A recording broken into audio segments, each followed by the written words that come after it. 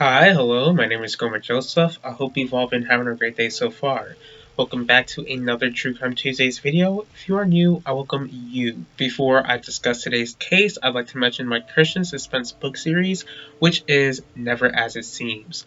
The first book in this series is available on Amazon, and you can read it on any device on the Kindle app for free. Not only that, but I do have another book series, which is the Juliet Clark book series, which is about a Haitian American teen sleuth who happens to be a successful true crime YouTuber. The first book in this series is titled Murderer at Heart, so the links will be in the description box below if you are interested. Today I'll be discussing the unsolved disappearance of Alexis Patterson. This is one case that I can describe as strange. It seems that the stranger the case, the more difficult it is to solve it. Now, sadly, so many strange details surrounds the disappearance of a child, and it's a shame that this search for this girl has taken so long. I encourage you all to do your own research with this case and not to just look at my video for all of the information. Here we go. Alexis Patterson was born on April 4th of 1995 in Milwaukee, Wisconsin, to Ayanna Patterson, who actually had her pretty young. Ayanna was 16 years old when she gave birth to Alexis, and the father of Alexis is a guy named Kenya Campbell. But Ayanna and Kenya wouldn't really stay together, so later on in life, Ayanna married a man named Laurent, and I hope I'm saying this last name right, Laurent Berguet. And, Laurent, I'm just going to call him Laurent because I can't pronounce his last name. Laurent was pretty much Alexis's stepfather. Alexis was described as a girl who was smart, beautiful. She had a beautiful smile. She was described as amazing, ambitious. Alexis was a little girl who loved school. She loved going to school. She loved reading and writing. On May 3rd of 2002, Alexis is 7 years old at this point, and she's in the first grade. And Alexis walked to High Mount Elementary School with her stepfather, Laurent. Alexis lived less than a block away from the school. So when Laurent saw Alexis head towards the playground, he claimed to have walked away since it looked like she was heading towards the school because he saw her heading into the playground. But when Alexis walked towards that playground, she was never seen again. After school was over, when Ayanna and Laurent walked over there to pick up Alexis, Ayanna realized that Alexis wasn't anywhere in sight.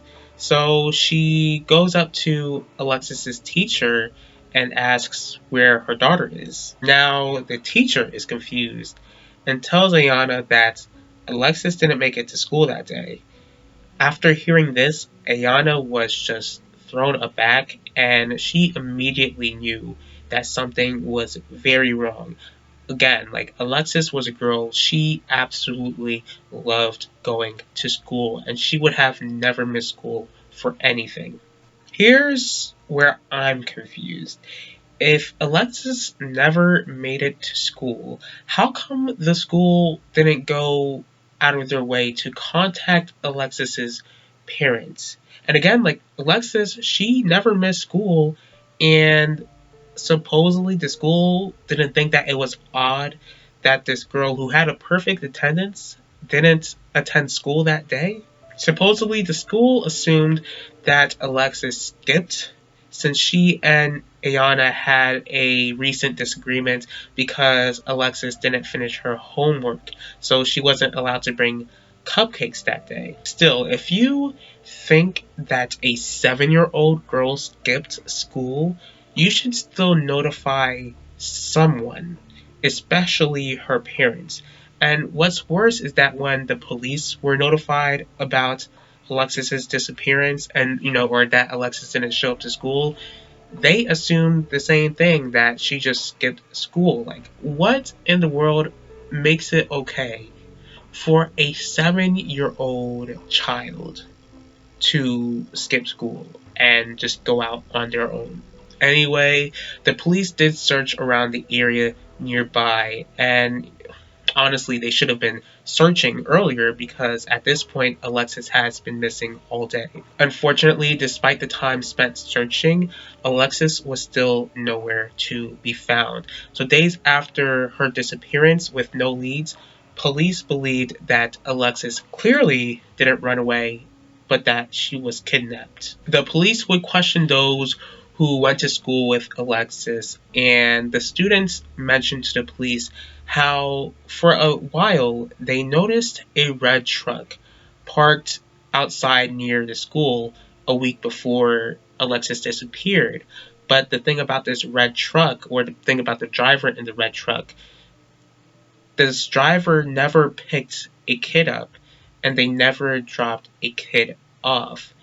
And they explained that after Alexis disappeared, the truck was never seen again. While the police are still looking for Alexis, they pretty much get in contact with her father, Kenya, who was in prison, and he was able to cooperate with the police after being released, and the police didn't see him as a suspect or person of interest. Now let me get to Laurent, Alexis' stepfather. So he wasn't really seen as a suspect or person of interest either, but he would be charged a year later due to an unrelated crime, like because he was somehow involved with a bank robbery years before in like 1994, but for some reason he was never convicted of that.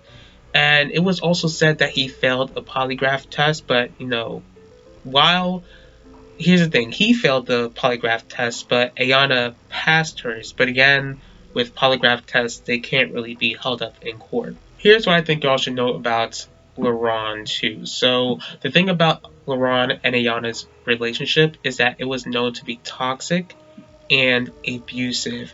Now, Ayana tried to get away, and I believe that Laurent was ordered to stay away, and the two later divorced in 2005. As for Laurent, he would pass away in 2021 due to a drug overdose. Even after all these years, Alexis's mother, Ayana, still believes that Alexis is alive. As I did further research, here is what blew my mind. So Ayana said that she got a tip from a journalist in 2016 and that she was able to get in touch with this female living in some state in the Midwest and somehow got this young woman's DNA and that it matched with hers.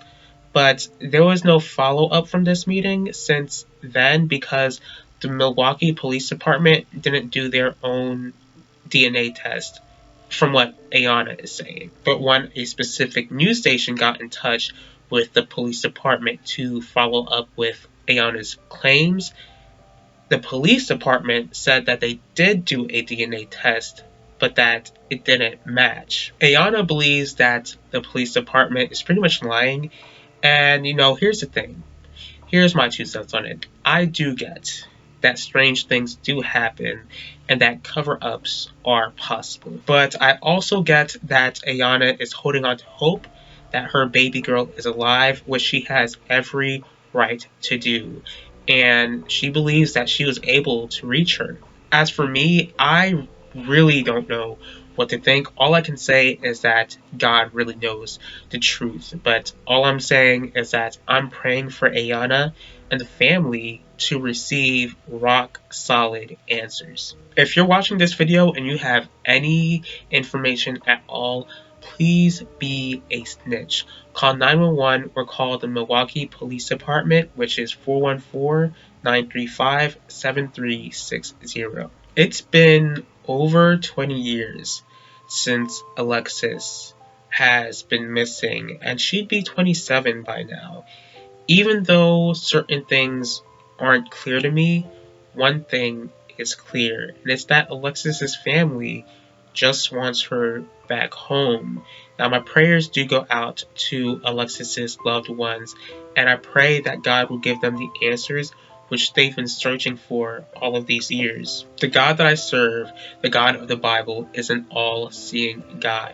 He knows exactly what happened to Alexis that day and knows exactly where she is. I thank you all for taking the time in your day to watch this video.